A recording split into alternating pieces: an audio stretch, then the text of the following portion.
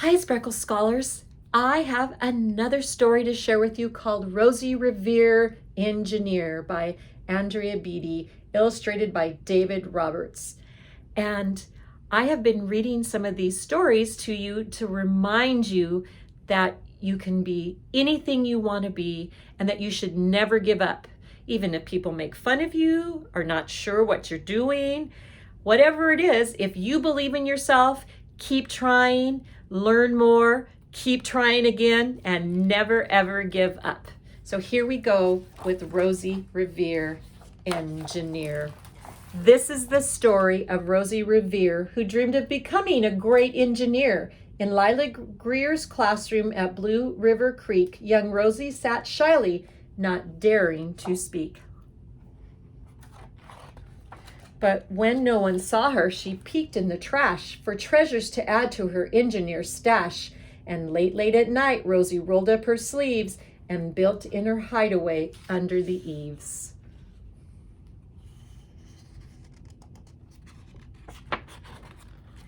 Alone in her attic, the moon high above, dear Rosie made gadgets and gizmos she loved. And when she grew sleepy, she hid her machines far under the bed where they'd never been seen.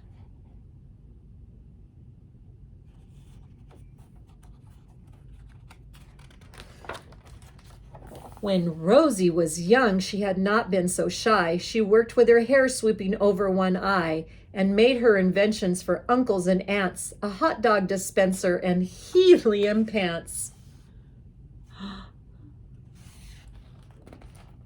The uncle she loved most was zookeeper Fred. She made him a hat to keep snakes off his head from parts of a fan and some cheddar cheese spray, which everyone knows keeps the pythons away.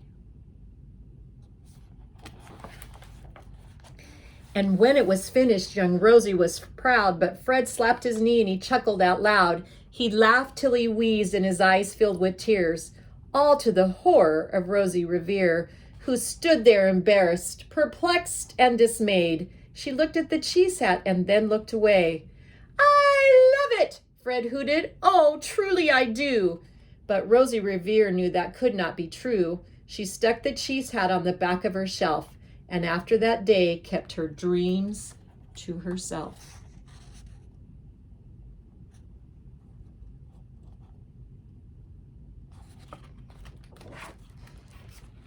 And that's how it went until one autumn day, her oldest relation showed up for a stay. Her great-great-aunt Rose was a true dynamo who'd worked building airplanes a long time ago. She told Rosie tales of the things she had done and goals she had checked off her list one by one. She gave a sad smile as she looked to the sky. "The only thrill left on my list is to fly. But time never lingers as long as it seems. I'll chalk that one up to an old lady's dreams."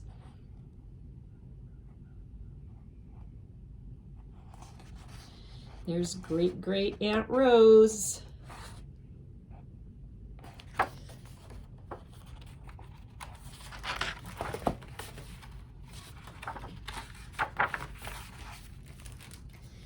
That night, as Rosie lay wide-eyed in bed, a daring idea crept into her head.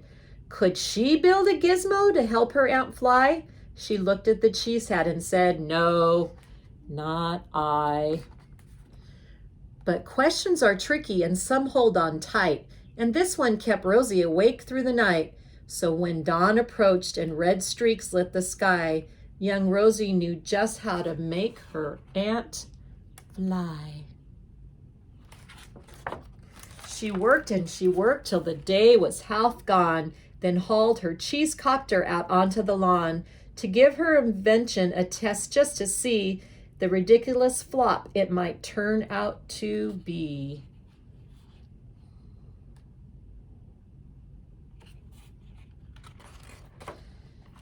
Strapped into the cockpit, she flipped on the switch. The helio cheese copter sputtered and twitched. It floated a moment and whirled round and round, then froze for a heartbeat and crashed to the ground.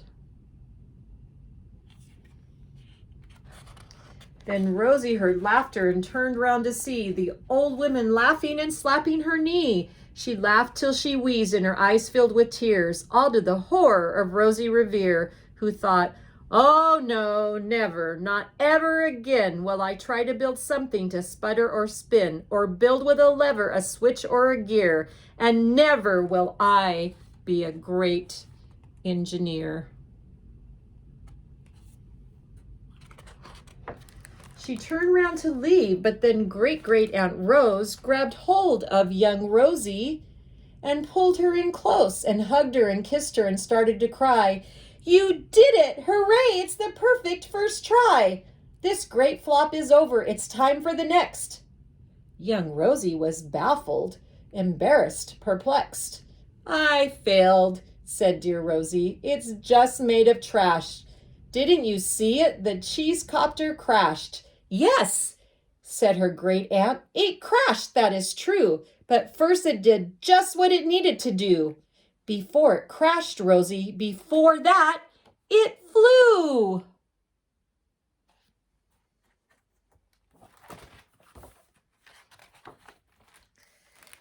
Your brilliant first flop was a raging success. Come on, let's get busy and on to the next. She handed a notebook to Rosie Revere, who smiled at her aunt as if it all became clear. Life might have its failures, but this was not it. The only true failure can come if you quit.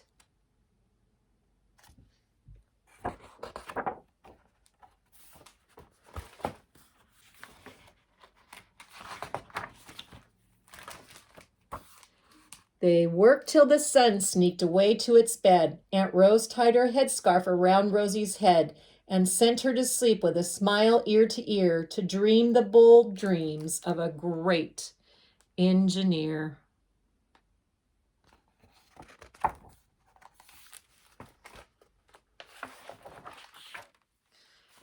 At Blue River Creek, all the kids in grade 2 built gizmos and gadgets and doohickeys too.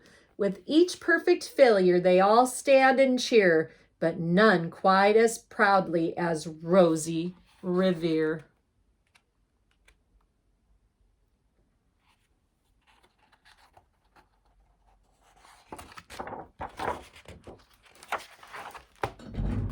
The perfect story. Just like Great-Great-Aunt Rose said, you got to keep trying. You're going to make mistakes and you're going to fail, but you never give up. And you'll just get better and better the more you try and the more you learn. Thanks for listening to Rosie Revere, Engineer. Have a wonderful day.